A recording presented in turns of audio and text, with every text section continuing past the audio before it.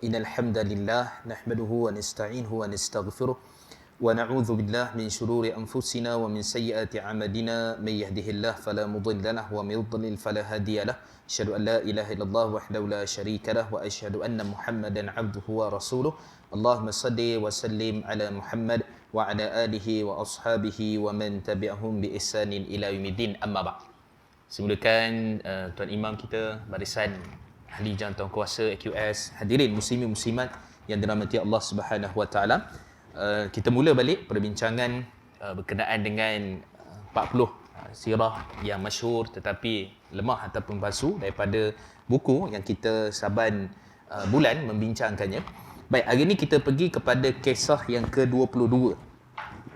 Okey. Kisah yang ke-22 iaitu tajuknya berkenaan dengan jiran Yahudi yang sering menyakiti Nabi sallallahu alaihi wasallam. Sebelum tu patutnya kita Ahad minggu sudah kan, tapi kita tukar ke Sabtu insya-Allah minggu ni lah kan. Okey, yang ni yang kiranya yang kedua lah. Jadi yang pertama ataupun tak apalah, kita ikut je buku ni insya-Allah. Baik, maka kisah jiran Yahudi yang sering menyakiti Nabi sallallahu alaihi wasallam di Mekah. Okey.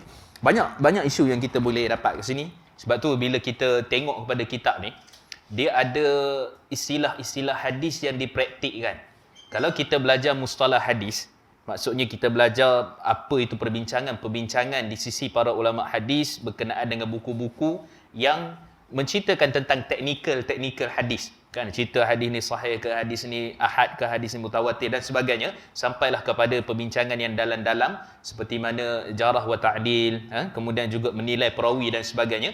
Jadi semua tu secara tak langsung sebenarnya sepanjang siri kita ni dah 20 siri dah kot rasa lebih kurang, kita ada masukkan, maksudnya praktikal.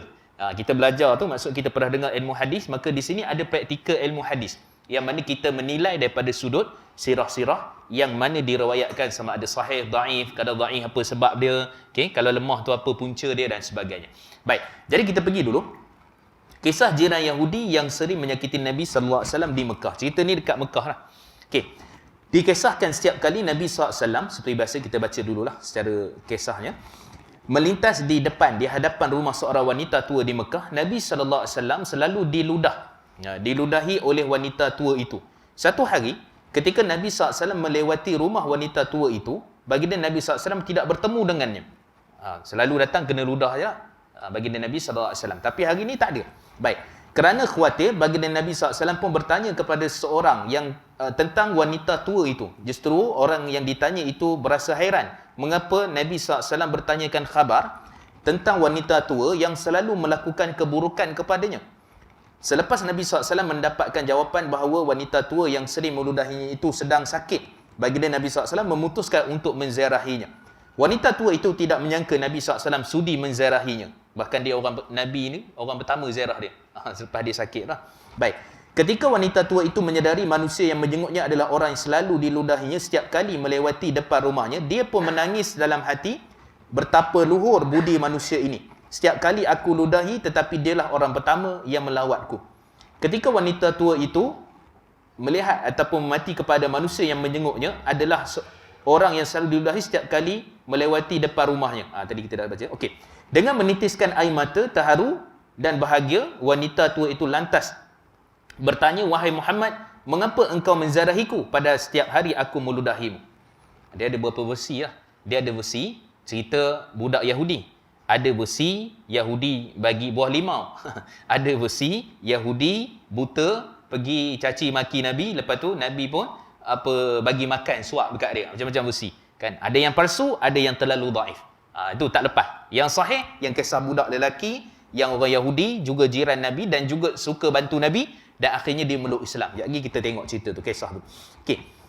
Dan kemudian lalu dia pun berkata, "Wahai Muhammad, mulai ketika ini, saat ini aku bersaksi untuk mengikut agamamu," agama Nabi SAW, agama Islam.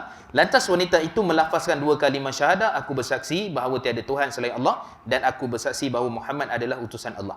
Demikianlah satu daripada kisah teladan kesabaran Nabi Muhammad SAW yang sungguh menakjubkan dan syarat akan nilai contoh. Nabi SAW tidak pernah membalas keburukan orang yang menyakitinya dengan keburukan. Sebaliknya Nabi SAW memaafkannya. Dia ke? Ada bab-bab tertentu Nabi balas siap perang lagi. Tu sekejap lagi kita detailkan. Okey. Kisah ini diriwayatkan oleh Imam Ibnu Sunni, Imam Ibnu Al-Sunni ataupun Ibnul Sunni ataupun Ibnu Al-Sunni. Kitabnya Amal Al-Yawm wal Lailah dengan sanad yang lemah, yang dhaif. Imam Al-Uqaili di dalam Ad-Du'afa wal Kabir, Ad-Du'afa Al-Kabir juga dengan sanad yang lemah. Az-Zawzuqani ataupun Jauzuqani meriwayatkannya dalam kitabnya Al-Abatil wal Manakir, manakala ada Rukuni dalam sunannya dan Abdul Razak di dalam Musannaf. Okey. Jadi cerita ni kita akan tengok dia punya kisahnya, salah satunya yang famous. Ni banyak lah dekat Twitter ke, dekat Facebook ke, Telegram ke, suka disebarkan cerita berkenaan dengan Nabi dan jirannya orang Yahudi yang suka meludahkan Nabi SAW. Maka kita tengok pertama sekali dekat sini yang meruayatkannya ialah Imam Ibn Sunni dalam kitab beliau Al-Amal ataupun A'mal Yawm wal Lailah. Siapa Imam Ibn Sunni ni? Dia Imam Ahlussunnah wal Jamaah yang sangat hebat. Nama sebenar dia ialah Abu Bakar Ahmad bin Muhammad. Abu Bakar Ahmad bin Muhammad. Ni biasa kita dengar. Imam Ibn Sunni ni salah seorang yang sangat terkenal dalam meriwayatkan hadis-hadis Nabi SAW. Dan kata Imam Az-Zahabi, dia ni thiqah, sangat terpercaya. Imam Ahlussunnah. Dalam kitab beliau Siyar Alam Nubala. Dan kata Imam, beliau ni merupakan murid kepada imam-imam yang besar. An-Nasai murid adalah guru beliau. Biasa kita dengar kan Imam Tirmizi, Imam Nasai, Imam Ibn Majah. Tu tak lari, tu kita tiga kitab lah. Okay? Bukhari, Muslim, Abu Daud dan seterusnya. So, antara salah satu tu An-Nasai. An-Nasai tu Imam Nasai guru beliau. Dan kemudian guru beliau juga, antara yang terkenal adalah Imam Tabari tu sendiri, guru beliau. Imam Tafsir Tabari. Tafsir Tabari biasa kita dengar tu. Kan?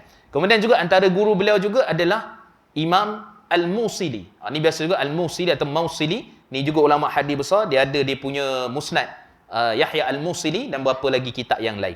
Jadi maksudnya guru beliau ni sangat terkenal dan dari sudut ilmu hadis beliau tidak dipertikaikan. Cumanya beliau letak dalam kitab ni, dia bukan letak saja-saja.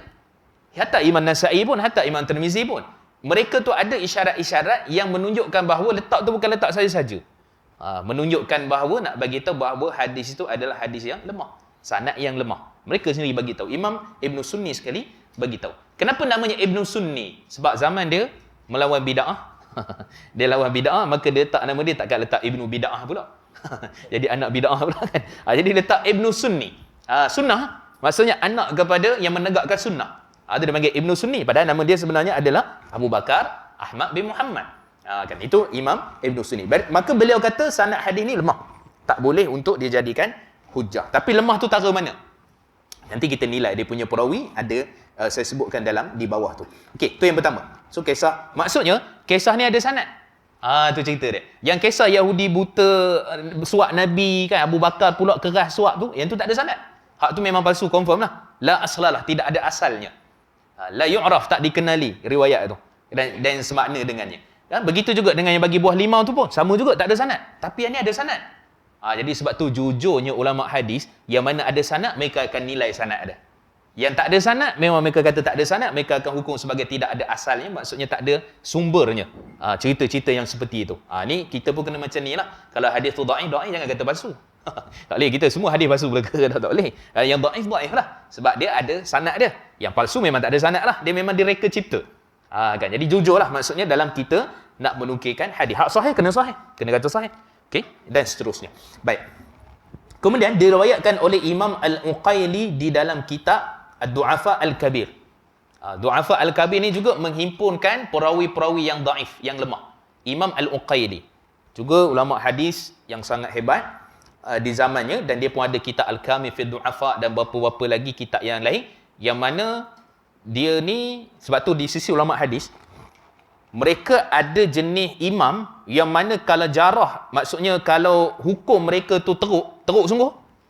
Ada jenis yang hukum, orang tu teruk tapi dia tak hukum teruk, dia hukum biasa je.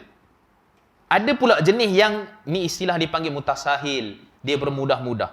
Imam Al-Hakim contohnya. Imam Al-Hakim dalam kitab dia tu, semua hadis tu seakan yang hasan pun mungkin hadis tu dhaif, lemah pun hasan dia kata. Kan? Tapi itu sebenarnya pun dia nilai balik sebenarnya. Tapi tak sempat nak habiskan penilaian tu, dia meninggal dulu, maka banyak hadis-hadis dalam Mustadrak Al-Hakim tak dinilai semula oleh beliau. Sebab beliau letak dulu. Letak dulu hadis-hadis tu, kumpulkan dan kemudian baru dinilai semula. Itu kaedah. Ada jenis ulama hadis macam Imam Bukhari, dia letak dulu satu-satu. Pastikan betul-betul sahih. Okey, satu bab ataupun satu tempat dan sebagainya. Kan? Jenis macam tu. Ada yang himpun-himpun dulu, kemudian baru nilai semula. Ada juga macam tu. So berbagai jenis variasi keadaan para ulama hadis yang seperti itu.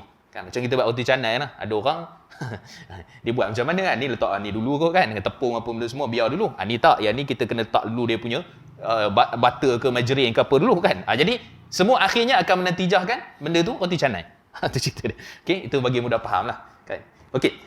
Kemudian seterusnya Imam Jauzuqani meriwayatkan daripada kitabnya Abatil wal Manakir. Saya baru jumpa Imam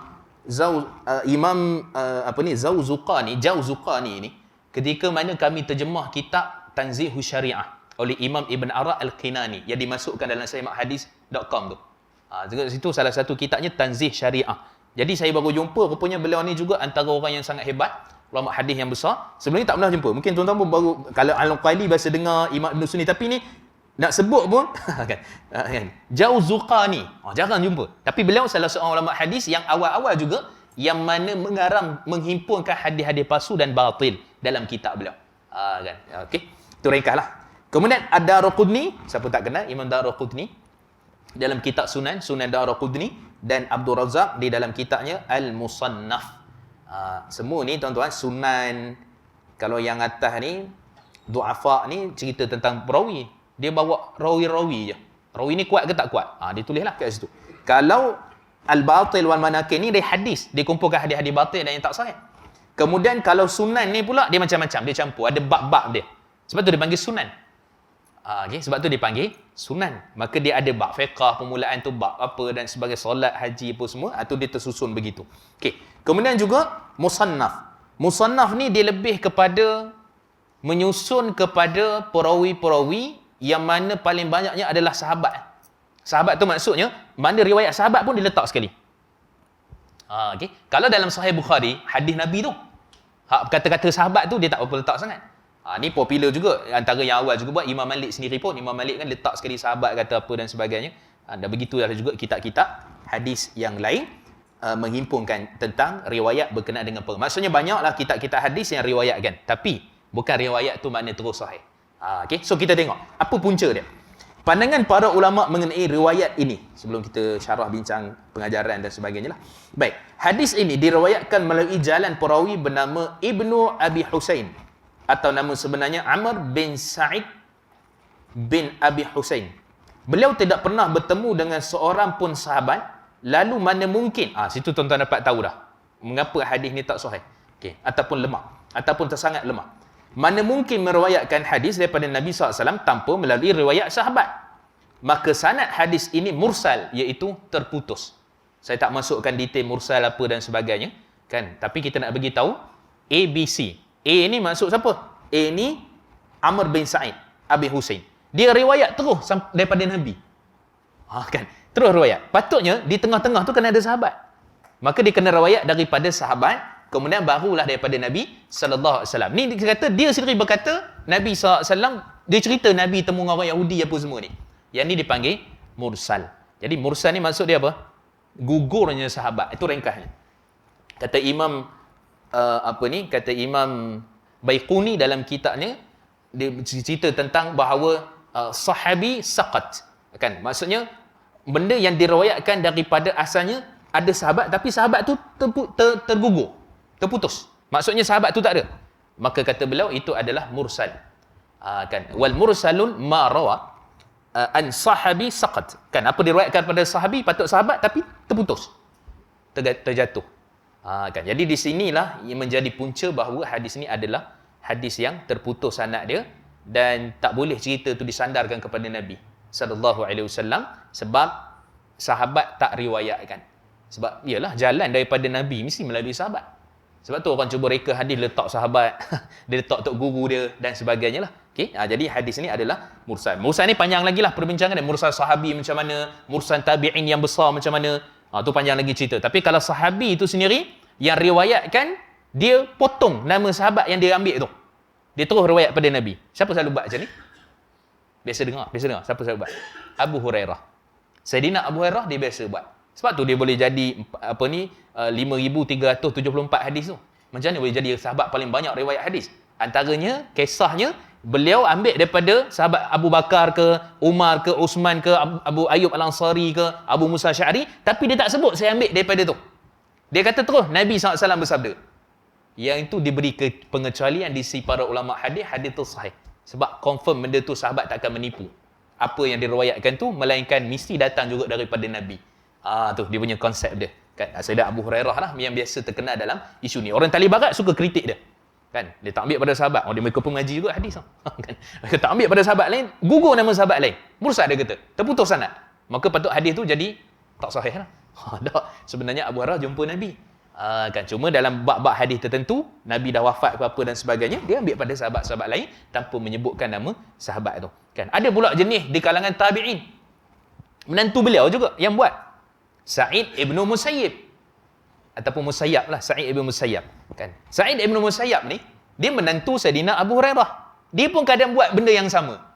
Patut dia ada sebut, pak mentua dia sebut. Daripada Abu Hurairah, daripada Nabi SAW. Tapi ada beberapa riwayat dia tak sebut. Dia terus kata, Nabi SAW bersabda. Boleh begitu? Boleh. Sebab dah mesti dia ambil perjalanan riwayat tu mesti daripada bapak dia. Atau bapak mentua dia, Abu Hurairah. Dia teknikal tuan-tuan ilmu hadis ni. Cuma saya nak kata tak nak bagi pening lah. Bagi ringkasnya, kita nak bagi tahu bahawa sebenarnya hadis yang disebutkan tadi mursal. Maka sebab tu para ulama bagi nama hadis tu apa. Kalau contoh tabi'in tak ada, gugur tabi'in. Dia panggil munqati', terputus terus. Contohnya siapa? Contoh Imam Malik riwayat terus daripada Nabi SAW. Sedangkan Imam Malik tabi'ut tabi'in. Dia patutnya kena ada guru dia. Guru dia satu hal, lepas tu patut kena ada sahabat. Lepas tu baru dari Nabi SAW. Sebab tu detail perkhabaran, hadis dan sebagainya kita nak sandar kepada Nabi, maka dia bukan satu benda yang kita boleh buat main-main lah. Kan? Ada satu hadis yang tersebar hari ni untuk membela video yang viral tu kan, isu malaikat, boleh minta doa pada malaikat apa semua kan, tawassul dengan malaikat tu. Memang ada hadis tu dalam riwayat Imam Ahmad, tapi hadis tu kalau kita mengaji ilmu hadis dia mauquf. Dia pendapat daripada sahabat. Dia bukan hadis Nabi. Maksudnya sahabat saja yang cakap macam tu. Kita sandar dekat Nabi. Jadi orang tak mengaji ilmu hadis, dia kata ni hadis Nabi sebut. Kan? Jadi kita mengaji ilmu hadis, kita tahu nak nilai tu hadis ni apa. Bila mauquf maksudnya, ni benda-benda akhirat ni, benda-benda ghaib. Tak bukan melainkan Nabi bagi tahu. Nak kena tengok betul-betul tu. Pendapat paling kuat hadis tu memang tak boleh disandarkan kepada Nabi sallallahu alaihi wasallam, cukup dengan perkataan sahabat dan perlu dinilai semula daripada sudut riwayat dia. Kan. Jadi ceritanya tak ada satu hadis yang kukuh yang kuat untuk menyatakan kita boleh bertawassul dengan para malaikat. Wahai malaikat, sampailah doa ni kepada Allah. Doa terus kepada Allah. Wa qala rabbukum ud'uni astajib lakum. Doa pada aku, kata Allah, aku istajabkan doa. Kan? Itu dia punya konsep dia lah. Macam mana berita-berita yang sampai pada kita, kita kena tengok, kita kena perhatikan. Okey. Riwayat sahih berkenaan Nabi SAW dan jiran Yahudi. Okey, yang ni sekejap lagi kita detailkan. Okey, kita nak pergi dulu. So, dalam berapa isu cerita tadi, kita tahu dah statusnya dan hujahnya dan juga perbincangannya. Kita nak pergi dulu kepada berkenaan dengan isu pertama, isu jiran tu sendirilah. So daripada kisah ni kalau kita tengok, Allah sebut dalam surah An-Nisa ayat yang ke-36, Allah nyatakan tentang bagaimana pentingnya untuk kita wal jari dzil qurba, jiran yang dekat dengan kita, wajalil junub, dan juga jiran yang jauh dengan kita. Maksudnya dalam Quran itu sendiri mention tentang isu berbuat baik dengan jiran, apa keadaan sekalipun. Kan, cumanya dalam keadaan ini Nabi ingatkan kita. Dalam hadis riwayat daripada Abu Hurairah, hadis sahih daripada riwayat Imam Muslim, ada beberapa riwayat yang banyak cerita tentang kita kena menghormati jiran. Jiran kena menghormati kita. Dua-dua sekali lah. Kalau kita menghormati jiran, jiran bakal mecung depan rumah, tak boleh jadi. Kan? Jadi kena dua-dua. Jadi Nabi sebut apa? Falyuhsin ila jarih. Maka hendaklah dia berbuat baik kepada jiran dia. Dalam hadis yang lain, Nabi SAW sebut, la yadkhuluna jannah. Cerita tak masuk syurga ni. Tidak masuk syurga, mereka man la ya'man. Mereka yang tidak mengamankan, maksudnya menjaga, berhubungan baik dengan jirannya. Kan? Dan juga dia menyakiti jirannya. Kan? Jadi Nabi sebut tentang ancaman syurga. Jadi, ceritanya apa dah? Nabi SAW, bukan dalam kisah yang tadi lah, dalam kisah lain pun, tetap jiran-jiran Nabi walaupun bukanlah Islam, bukan apa dan sebagainya, tetap Nabi menghormati hak-hak jiran. Kita dalam konteks semasa, maksudnya non-Muslim ke apa ke, tetap kita hormati hak jiran, dan jiran tu kena tahu. Sebab cerita ni, dia kadang-kadang datangnya Nabi SAW kaitkan dengan agama. Pada hakikat sebenarnya, semua manusia ni kena hormati antara satu sama lain. Kalau tak ada pesanan Nabi pun tetap kena hormati. Secara akhlaknya, secara adabnya. Tak boleh buat bising. Dia main latu-latu tengah malam. Tingkat atas tak. Kita kat bawah nak tidur, esok nak pergi office lah. Dia main gerak meja lah macam. Kan itu rumah tingkat-tingkat lah. Kan apartment ke apa. Jadi kita kata situ adab jiran tu. Maksudnya benda-benda macam tu, agama kita tetap ajar. Supaya nak menampak bahawa Islam tu adalah sentiasa ke depan dalam menjaga pelbagai adab. Kan? Jadi Nabi SAW sendiri kalau tengok dengan ada jiran-jiran yang lain, Abu Lahab punya cerita pun ada dan sebagainya, tetap perlakuan baik itu Nabi SAW lakukan terhadap jiran-jiran baginda Nabi SAW. Baik. Kemudian kita tengok juga, kita sebut tadi berkenaan dengan Nabi SAW. Okey, yang kedua tadilah yang kita nampak di sini ialah bertanya khabar wanita. Okey, sebelum tu. Selepas Nabi SAW mendapat jawapan bahawa wanita itu sering meludahi dan sedang sakit. Baginda Nabi SAW memutuskan, dan sebelum itu tadi, Nabi SAW tidak membalas keburukan dengan keburukan, sebalik Nabi SAW memaafkannya. Sebenarnya tengok keadaan juga. Tak semua. Ada peristiwa tertentu yang Nabi memang Nabi buat betul, Nabi doa. Kan? Contoh dalam seperti mana Safwan dan beberapa orang yang lain yang memang kan ada yang letak kata Abu Talib nampak yang mana mereka ni pergi letak perut unta kan, yang busuk yang najis tu dalam riwayat Bukhari, Muslim dan sebagainya atas Nabi SAW, dan kemudian Nabi doa. Begitu juga dekat Badar kan dan sebagainya Nabi doa. Maksudnya adakah dalam semua keadaan Nabi maafkan orang? Tak juga. Kena tengok pada keadaan tu. So ada keadaan yang memang maksudnya menindak Islam, agama, peribadi, atau bukanlah masuk atas diri Nabi itu sendiri, tapi daripada sudut agama, wahyu daripada Allah, yang itu memang Nabi perangi ya. Nabi perangi kan. Macam mana kalau tengok Abu Jahal, anak Abu Jahal tu Ikrimah bin Abi Jahal. Ikrimah repeat dalam perang Uhud. Tercetusnya perang Uhud tu sebab tak puas hati daripada siapa? Ikrimah, berapa-apa geng, Safwan apa benda semua ni. Jadi mereka semua ni, Abu Sufyan sekali waktu tu belum Islam kan. Jadi semua mereka ni berpakat untuk menjatuhkan balik Nabi SAW setelah menang dalam peperangan Badar. Kan? Jadi mereka repeat. Jadi Nabi sahut cabaran tu. Kan? Kenapa Nabi tak maafkan saja Abu Jahal dan the gang pun semua? Tak, Nabi bunuh. Kan Wahsy ataupun sebahagian sahabat yang lain. Kan? Jadi kita nak kata itu dia punya konsep yang kita kena faham. Ada benda yang Nabi maafkan, ada perkara yang mana bab agama, bab akidah, bab yang perlu diperangi, Nabi akan perangi. Tak kira macam mana keadaan sekalipun. Hatta pak saudara Nabi sekalipun. Abu Lahab tu sendiri pun Nabi tetap akan perangi kan. Okey, itu dia punya benda yang kita kena faham dulu. Jadi maksudnya kita tak boleh kata kan Nabi sendiri tu setiap mana keburukan Nabi sebut tu kan berlaku kat Nabi tu, Nabi balas dengan kebaikan. Jadi kita maafkan orang kan. Orang tu dah curi rumah kita kan. Dah scammer tipu kita tak apa, maafkan dia. Dah kita ada hak untuk tuntut. Bawalah tribunal pengguna ke, pergi report ke apa ke kan dan sebagainya. Kita ada hak. Tak boleh maafkan gitu saja. Kalau tak, nanti dia zalim pula orang lain pula. Sebab apa? Bila buat je orang maafkan dia. Tak boleh. So ada benda yang kita perlu jelaskan, melibatkan kepentingan awam, melibatkan hak-hak tertentu dan sebagainya. Maka ada benda yang kita tak boleh nak sebut hanya semata-mata seperti yang kita sebutkan tadi. Okey, habis. Kemudian, ziarah orang yang sakit. Yang ni memang Nabi SAW sendiri, siapa pun, kalau tengok dalam hadis yang sahih, Nabi ziarah siapa? Sa'ad bin Abi Waqqas. Sa'ad bin Abi Waqqas waktu tu nazak dekat Mekah. Dan sahabat ni antara dia punya cita-cita, mereka takkan dan tak nak mati di negeri yang mereka lahir tu. Sebab mereka nak dapat hadis tentang hijrah tu. Hijrah betul-betul negeri lain tu biar sanggup mati dekat negeri lain. Kan kerana hijrah kerana Allah dan Rasulnya. Kan antara ni apa? Sa'ad bin Abi Waqqas. Jadi dia pun risau. Kan dalam riwayat Imam Bukhari, apa akan berlaku kalau beliau telah meninggal dunia? Maka dia pun buat wasiat. Itu hadis tentang wasiat lah. Kan berapa 2/3 ke 1/3 ke dan sebagainya. Maka kemudian waktu nazak tu Nabi ziarah beliau. Dan ini memang satu tuntutan lah Nabi SAW sebut dalam hadis riwayat Imam Muslim daripada Abu Hurairah radhiyallahu anhu, hadis sahih. Kata Nabi SAW, Nabi tanya kepada sahabat, haqqu muslim ala muslim sittah. Hak muslim ke atas muslim tu ada 6 perkara. Bab kematian, bab sakit 2. Ni jiran sakit kan disebut ni keren. Okay. Nabi sebut yang pertama sekali, wa mahunna ya Rasulullah. Sahabat tanya, apa benda ya Rasulullah?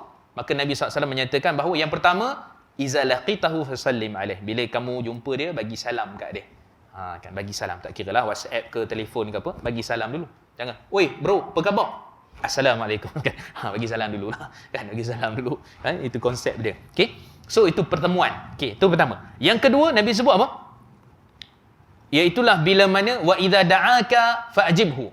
Bila mana kamu diperintah, diajak untuk bagi salam tu, banyaklah pula cerita dia. Hak kita muslim kat atas muslim tu banyak pula cerita dia. Siapa mula bagi salam kepada orang Yahudi non-muslim macam mana, kan banyak cerita pula. Siapa dulu mendahulukan bagi salam, kan orang yang berjalan kepada orang yang duduk, orang yang berkenderaan kepada orang yang berjalan kaki, itu semua adalah hadis-hadis sahih. Kan Nabi larang orang Yahudi, la tabda'u bis salam, la tabda'ul yahud wan nasar bis salam, jangan kamu mulakan orang Yahudi itu dengan salam. Kan ada riwayat daripada Aisyah dan sebagainya, kalau kamu bagi salam, orang yang mana bagi salam pada kamu tu, bagi salam tu non-muslim, kamu jawab waalaikum. Kan jangan cakap waalaikumsalam, waalaikum dan seterusnya kan. Jadi itu banyak hukum-hukum. Cuma saya nak bagi tahu itu yang pertama. Yang kedua, ringkasnya, bila mana kamu diajak, diperintahkan, maka hendaklah kamu hadir. Perintah apa? Yang wajibnya kenduri kahwin. Open house. Ada lagi minggu depan orang buat open house. Jemput saya. Ada? Walaupun dah Zulkaidah, tak apa, kita raih kan, sahabat-sahabat nak buat makan kan, tak ada masalah. Okey, cumanya kita nak kata taklah terikat dengan Syawal. Itu menunjukkan benda tu bagus kan. Tak terikat dengan Syawal. Lantaklah Zulkaidah ke, Zulhijjah ke kan, dan lain-lain pun boleh jemput orang makan, tak ada masalah. Bagus juga kan. Cuma saya nak bagi tahunya ialah bila diajak kamu tu, ialah yang wajib adalah walimatul urus. Walimatul urus, kenduri kahwin lah, kalau tak ada apa-apa halangan lah. Sebab dalam hadis lain Nabi sebut wa idza du'iya ahadukum al-walimah falyatiha. Bila mana salah seorang daripada kamu diajak untuk pergi walimah kenduri kahwin, maka kamu kena datangi dia. Wajiblah. Kan wajib di situ maksudnya kalau tak ada, kalau kata Syekh Dr. Wahbah Zuhaili dan sebagai ulama lain, kalau ada kekangan terlalu jauh, faktor family, faktor apa, kebetulan pula hari Ahad tu nak hantar anak pergi asrama apa semua kan, kenduri pula dekat Johor Bahru, memang tak sempat lah. Jadi itu minta excuse lah pada orang yang tu, minta maaf tak sempat apa semua, maka pada waktu tu tidaklah jadi dosa pula kita kerana tak pergi tu sebab halangan-halangan sebab. Tapi kalau saja tak nak pergi, yang tu dosa. Saja mengelak tak nak pergi. Kan? Jadi kita kata itu antara benda. Ada pun yang lain, kekah ke apa semua, itu semua sunat. Itu semua sunat. Yang wajibnya satu je, undangan ni kita penuhi adalah kenduri kahwin. Okay? Kemudian yang ketiga Nabi sebut apa dia? Wa iza stansahaka fansah lahu. Bila mana dia minta kepada kamu nasihat, kamu berilah nasihat pada dia. Nasihat ni apa yang kita faham, apa yang kita tahu. Pertama, nasihat agama lah.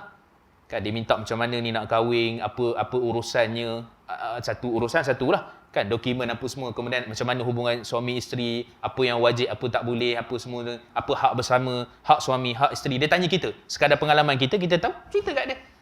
Kan. Ada pengalaman, ada agama, ada hukum, kita boleh cerita, boleh berkongsi. Yang itu juga adalah hak muslim ke atas muslim yang lain. Okey, kemudian Nabi sebut apa? Wa idza atasha fahamidallah fasammithu. Bila mana dia bersih, dia kata alhamdulillah, kamu jawab dia. Alhamdulillah, yarhamkallah, yarhamkillah. Kan? Kemudian juga kita jawab juga, ada jawab lagi kan. Ada jawab lagi kan. Kemudian yahdikumullah wa yuslihu balakum. Itu kita jawab, apa yang bersin pula jawab. Kan? Kemudian juga kalau dia banyak kali bersin, ni demam ke apa? Banyak kali bersin ni nak jawab letih kan. Sikit-sikit bersin alhamdulillah, alhamdulillah. Yang itu sebahagian fuqaha kata Imam Ibn Hajar sebut dia afaqallah ataupun syafaqallah, semoga Allah bagi sembuh lah. Dah 3 kali jawab. Jadi kita kata ada dia punya susunan dia dan itu hak kita. Okey. Jadi daripada sudut tu hadis tu lain, Nabi sebut wa idza marida fa'udhu. Bila mana dia sakit, kamu ziarah dia. Ni terutama siapa ziarah ni? Yang paling wajib yang ni wajib adalah kita punya kaum kerabat ataupun yang melibatkan silaturahim kita. Silaturahim maksudnya darah keturunan kita. Mak ayah kita sakit, adik-beradik kita sakit, wajib kita ziarah sebenarnya. Sebab itu kata Syekh Abdul Rahman bin Nasir Sa'di ketika mana menyebutkan tentang hadis ni, beliau menyatakan itu antara benda yang kita jangan lepas pandang. Kita nampak office, kawan-kawan office, kan, kawan-kawan jemaah kita, hak tu sunat hukum dia. Hak tu sunnah. Hak kita tapi di dalam bentuk yang sunnah untuk kita pergi ziarah. Ziarah lebih baik, pahala besar insya-Allah. Tapi yang wajib saudara-saudara kita. Kan lebih dekatlah. Kan mak kita, abang kita, adik-beradik kita, itu lebih utama untuk pak saudara kita, sebab tu kaum kerabat kita. Kan? Jadi seboleh-bolehnya kita dapat untuk menghadirkan diri. Baik. Akhir sekali Nabi sebut wa idza mata fattabi'u. Bila mana meninggal dunia, kamu ikut jenazah dia.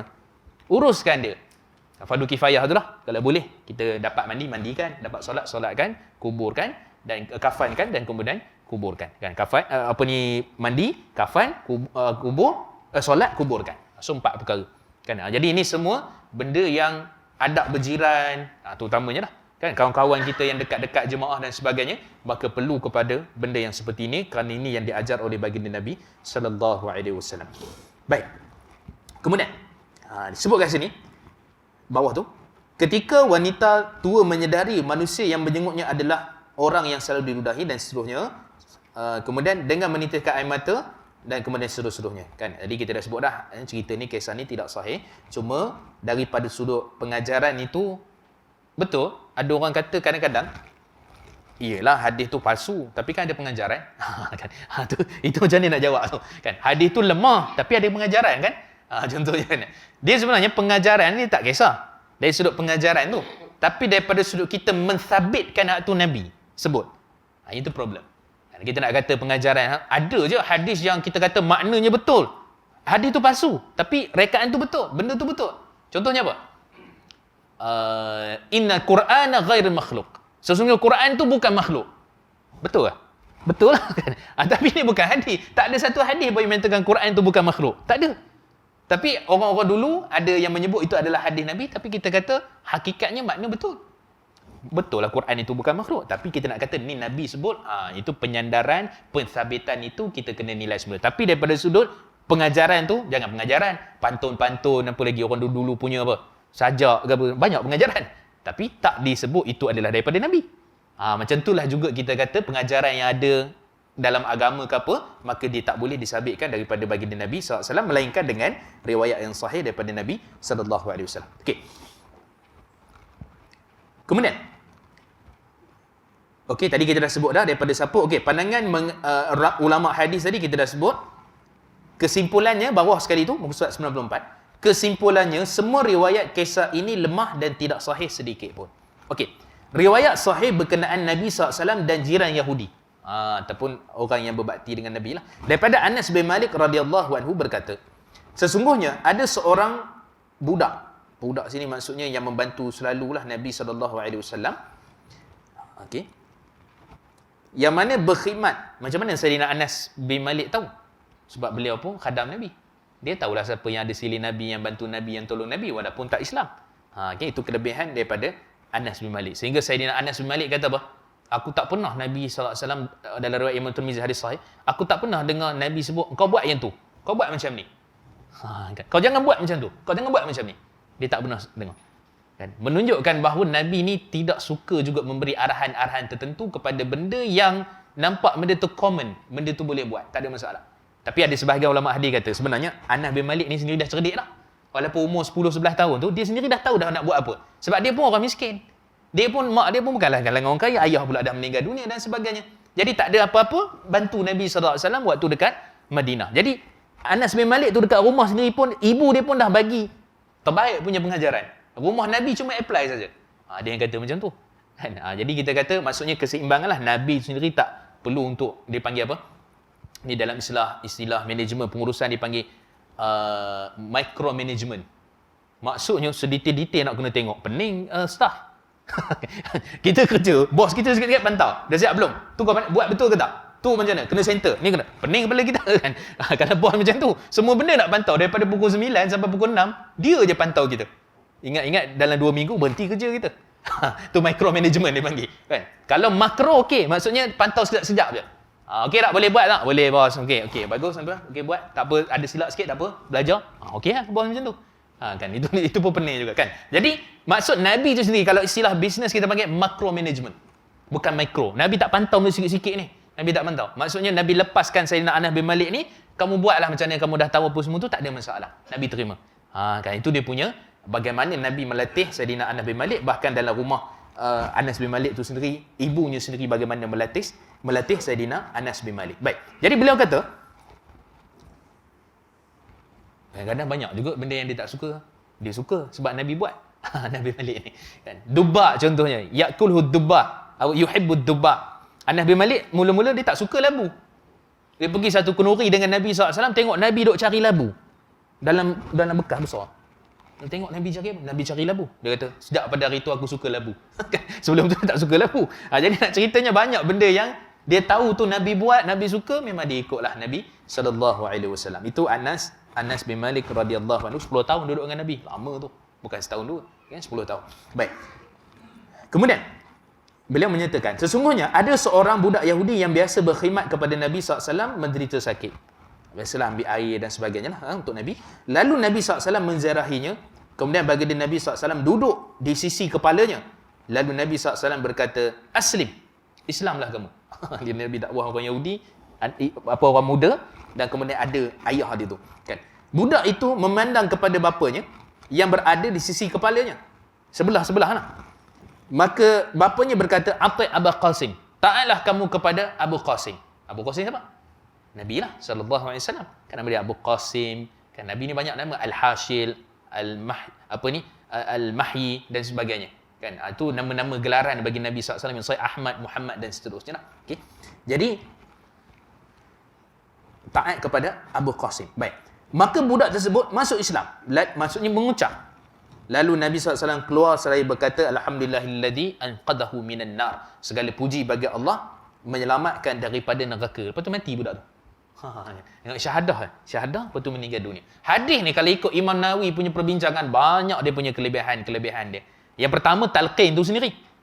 Talqin tu sendiri. Nabi sebut, masuk Islam. Bila sebut masuk Islam, syahadah tu bukan asyhadu an la ilaha illallah wa asyhadu anna Muhammadar Rasulullah. Ni sebenarnya talqin. Ada beza Kita Islamkan orang, kita suruh dia syahadah. Asyhadu an la ilaha illallah wa asyhadu anna Muhammadar Rasulullah. Tapi bila talqin, kita tak sebut asyhadu an la ilaha illallah, kita sebut apa? Nabi sebut apa? Dalam riwayat Imam Tirmizi. Laqinu mautakum la ilaha illallah.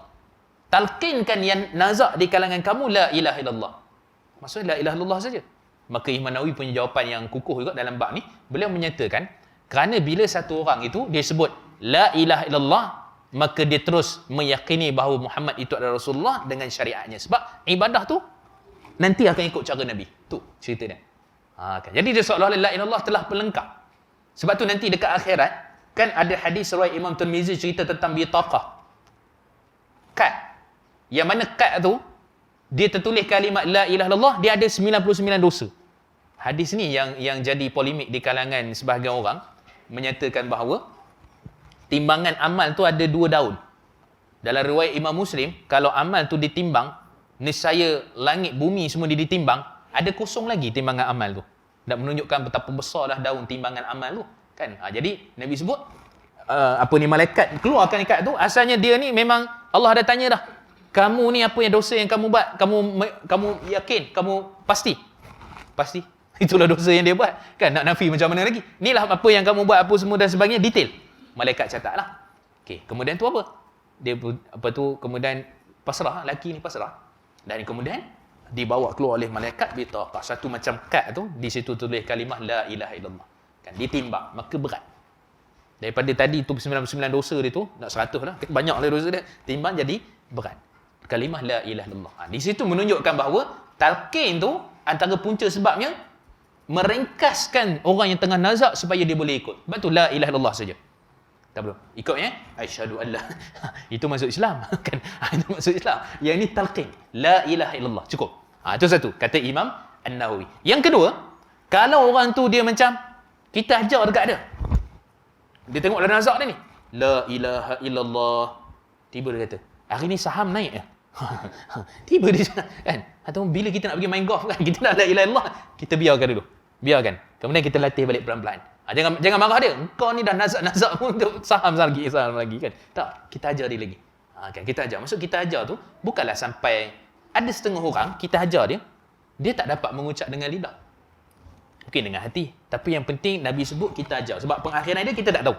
Kita ajar. Laqinu mautakum la ilaha illallah. Okey, tu yang kedua. Yang ketiga, boleh ke talqin non-muslim? Ni hadis je lah. Non-muslim tu walaupun kita kata patut kena mengucap syahadah lah. Asyhadu an la ilaha illallah wa asyhadu anna Muhammadar Rasulullah. Tapi sekurang-kurang je dia percaya dah Allah tu laqinu mautakum la ilaha illallah, cukup dah. Yang nazak tu. Maka termasuklah di kalangan non-muslim. Kan? Persoalan yang timbul, kalau kita jumpa non-muslim accident ke yang tengah nazak ataupun doktor-doktor Doktor-doktor ni kadang-kadang ada yang diorang suka mensyahadahkan orang yang tengah nak meninggal nazak ni. Kan adalah saksi dia, ada 2 orang saksi diikuti, kemudian diikut, kan contohnya. Jadi isu polemik yang akan timbul ialah macam mana pengurusan jenazah dia selepas tu. Kalau ikut sebahagian agama dibakar, ikut sebahagian agama tanam kat jiran dan sebagainya lah kan. Jadi tak ikut lah, tak adalah solat ke kafan apa semua tu tak ada. Jadi di situ macam mana?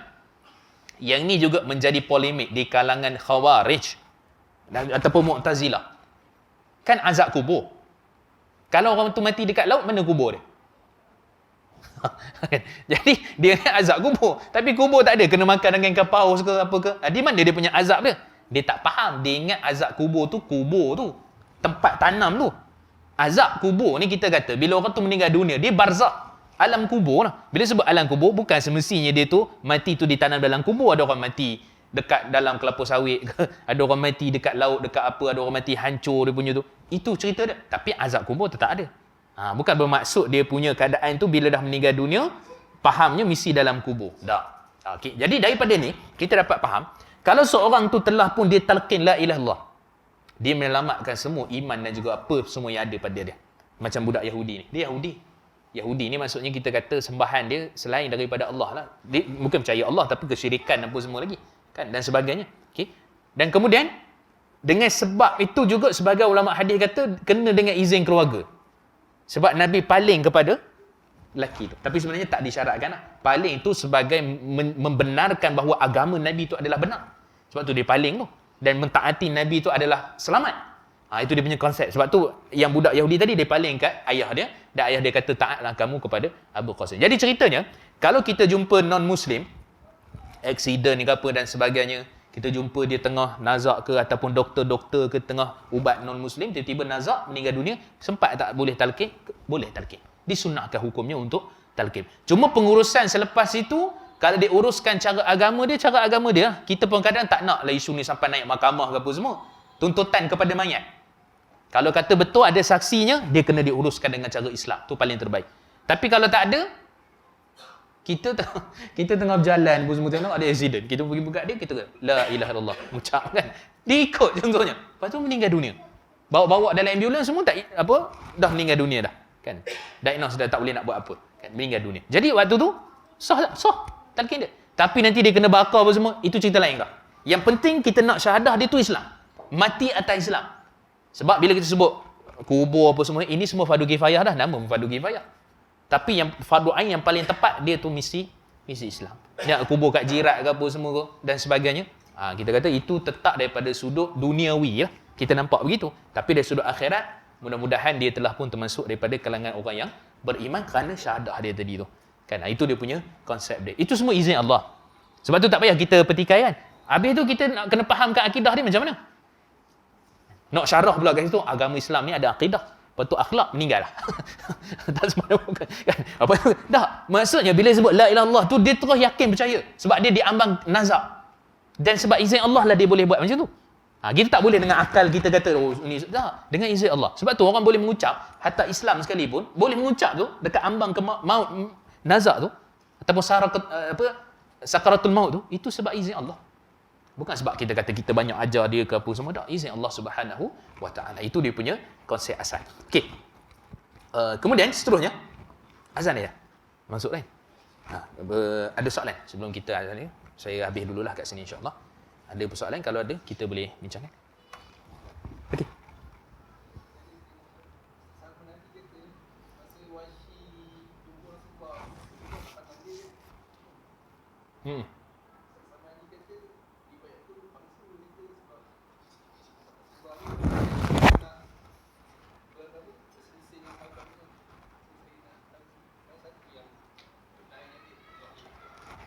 Okey. Yang riwayat Wahsy itu ada dalam Sahih Muslim. Pertama, cerita macam mana dia rancang nak bunuh Hamzah apa semua, dia baling dengan tombak apa semua tu dalam Sahih Muslim. Itu pertama. Yang kedua, yang detail macam ni Nabi akhir anni ataupun beberapa riwayat yang sebut jangan kamu dekat dengan aku, tak nak pandang tu, itu ada dalam riwayat Ibnu Majah dan juga Abu Daud. Cuma nak mengatakan riwayat itu memang palsu, kita kata memang ada sedikit pertikahan, kan? Paling-paling kuat pun ingat saya riwayat tu dia tak sampai palsu lah, dia dhaif, dia lemah. Cuma ada juga para ulama yang cuba, sebab dia ceritanya itu adalah sirah. Cerita ada sirah, tapi dia ada kaitan dengan akhlak Nabi lah sallallahu alaihi wasallam. Sedang kita tahu wa innaka la'ala khuluqin azim. Nabi ni ada akhlak pada yang paling tinggi. Kata Imam Tahir Ibn Ashur, maksudnya akhlak tu bawah, Nabi tunggang akhlak. Akhlak tu bawah lagi. Maksudnya Nabi tu bukan berakhlak. Nabi tu dah memang berakhlak. Akhlak tu untuk nak tampal dia. Tu hebat tu Nabi lah. Tu akhlak Nabi sallallahu alaihi wasallam. Jadi iyalah dengan ayat tu dengan apa semua mungkinlah membantah daripada sudut bagaimana keadaan Wahsy. Cuma saya kata riwayat tu memang ada dari Ibnu Majah, Abu Daud daripada sudut riwayatnya dan perbincangan yang panjang lah. Cuma kita kata dan kalau ikutkan riwayat lepas tu dia sendiri volunteer untuk bunuh Musailamah Al-Kadzab dan sebagainya lah, perbincangan selepas tu. Cuma kita kata memang ada perbincangan lah daripada sudut sanad yang tu. Cuma yang dia bunuh Hamzah, dia sendiri cerita tu memang dalam Sahih Muslim. Wallahu a'lam. Okey, ada soalan ni? Okey, lanjut.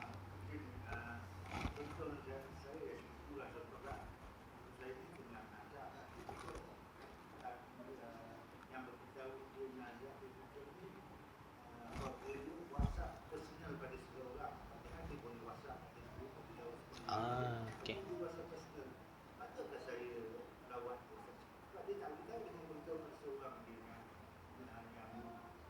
Sepupu. Okey, kalau ikut tu walaupun kita tak dari sudut mahram tu dia bukan mahram lah kan. Cuma kita kata dari sudut asasnya untuk kita pergi tu ziarah apa semua tu termasuk daripada hadis umum lah. Maksudnya kalau kita ada kesempatan waktu kita kena ziarah. Itu masih lagi di dalam kita punya lah. Tapi kalau kita tak ada kekangan mungkin sebab sebenarnya ni kenapa tak bagi tahu je umum kan? Bagi tahu umum je, kita tahu semua orang boleh pergi, semua orang boleh hadir. Tak tahulah mungkin ada sebab-sebab tertentu ke apa, itu saya tak ni lah. Cuma kita kata secara umumnya kalau kita dapat tahu kita ziarah. Kalau kita mampu untuk ziarah. Okey, itu dia punya keadaannya.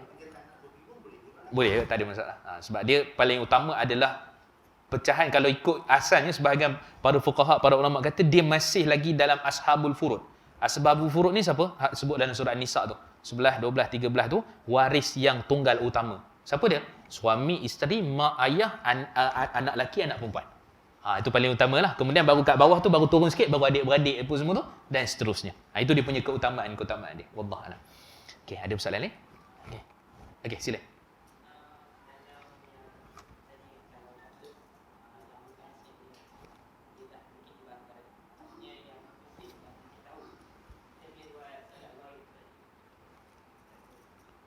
Solat ghaib kepada okey yang tadi tu.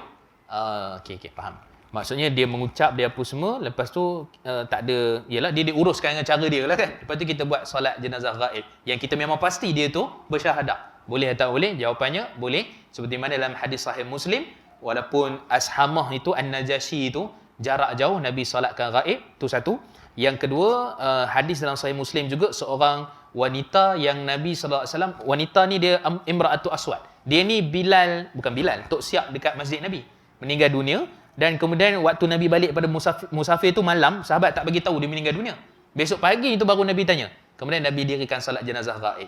Tapi kalau kita kata lebih kuat tadi hadis Ashamah tu boleh untuk didirikan jenazah ghaib disebabkan antaranya kalau ikut perbahasan Syekh Dr. Wahbah Zaidi, Imam Nawawi lebih panjang. Pertama, tak ada orang yang solatkan dia. Kedua, negeri itu bukan negeri yang Islam. Dia adalah dia punya syarat-syarat tu. Tapi secara umum kita kata yang itu termasuk dalam tak ada orang nak solatkan dia lah. Maka kita boleh solatkan dia secara jenazah ghaib. Jangan pergi kat jirat dia pula. Allah. Maksudnya kat situ ghaib lah. Wallahualam.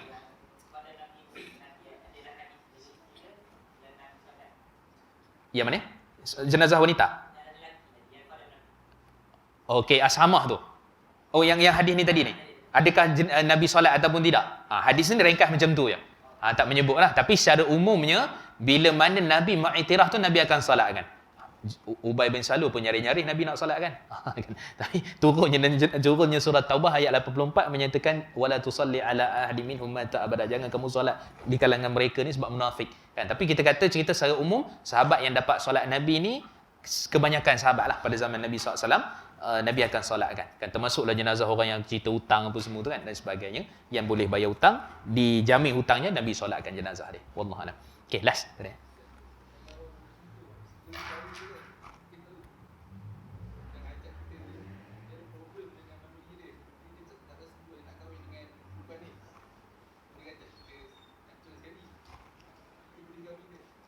Okey. Okey. Kalau ikut Syekh Dr. Wahab Zuhaili pun satu, kemudian Syekh Abdul Rahman bin Nasir Sa'di, beliau menggariskan beberapa isu yang mana gugur kewajipan kita untuk hadir. Kan antaranya ialah ada maksiat. Kan? Daripada pagi pada malam sampai ke pagi. Tu live band. Coldplay. Jepuas. Mengarut kan. Jadi ini semua kita kata benda-benda tu maksiat lah. Kan dengan budak apa, arak apa semua, gam lah macam-macam lagi. Benda-benda macam tu memang dia orang datang nak fun. Mereka nak gembira, mereka nak berjoget, nak apa semua. Kan benda-benda macam tu kena hati-hati. Okey, tu satulah. Termasuklah tak tutup aurat apa semua dan sebagainya. Yang kedua ialah mengandungi perkara-perkara yang mana bukan sekadar maksiat tu, tapi benda-benda yang melibatkan isu-isu yang seperti tadi tu. Ada sebahagian menyatakan, termasuk pandangan Syekh Abdul Rahman bin Nasir Sa'di, mereka menyatakan sebenarnya isu tu, isu pada dia dengan keluarga. Tapi yang dia undang kita tu, kita hadir. Bukan disebabkan dia berlarutan seperti itu. Macam dia, apa kita kata, berkaitan. Bukan. Isunya dia yang undang, hadir. Kita pula undang personal, kan, individu, maka kita hadir lah. Itu dia punya konsep dia. Cuma dia dengan mak dia tu, dia selesai sendirilah. Tapi hari perkahwinan dia, walaupun tak direstui ke apa dan sebagainya, maka pada waktu tetap untuk kita hadir. Kan? Dia tak termasuk dalam kategori maksiat lah. Itu urusan dia dengan dia. Tapi kalau tempat tu sendiri ada maksiat apa semua, itu termasuk dengan pandangan Syekh Abdul Rahman bin Nasir As-Sa'di tadi. Wallahu a'lam. Ada soalan ni? Tak ada? Okey lah.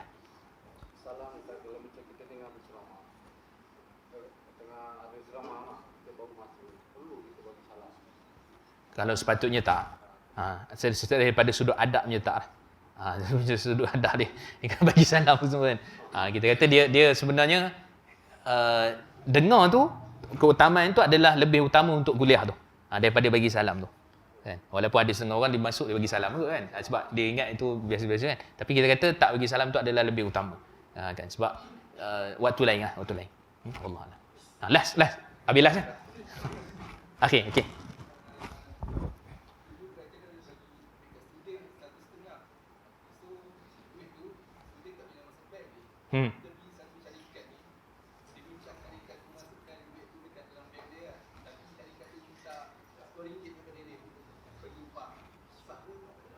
Okey, kalau dia ambil sebagai boleh kita kata sebagai cas untuk dia punya admin fee.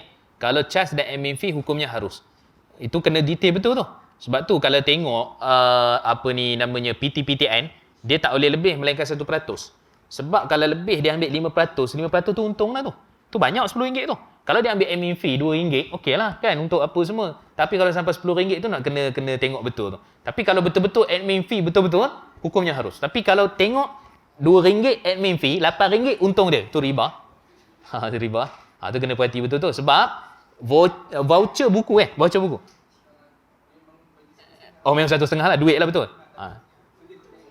Betul, faham? Dia kena ni sendiri kan. Ada dia punya charge tu. Maksudnya kalau sistem tu memang itu satu sistem yang ada, dialah masalah dia. Kita yang student yang apa semua, kita pun tak tahu apa semua, maka kita berlepas daripada riba. Tapi kalau dia sendiri yang charge gitu, semata-mata admin fee RM1, RM2 boleh terima lah. Kalau dah sampai RM10 memang confirm buat untung. Yang tu tak dibenarkan. Okay, itu termasuk dalam riba. Wallahu a'lam. Okey, kita berhenti dekat sini. Insya-Allah nanti kita sambung lagi perbincangan kita. Terima kasih kepada tuan-tuan atas komitmen. Qul qauli hadza wa astaghfirullah wa lakum. Allahumma fakina fid din wa alina ta'wil. Kita sudah ini tasbih kafarah subhanakallah bihamdik syadu an la ilaha illa ant astaghfiruka wa atubu ilaik wa sallallahu ala Muhammad wa alihi wasallam. Alhamdulillahirabbil alamin. Wassalamu alaikum warahmatullahi wabarakatuh.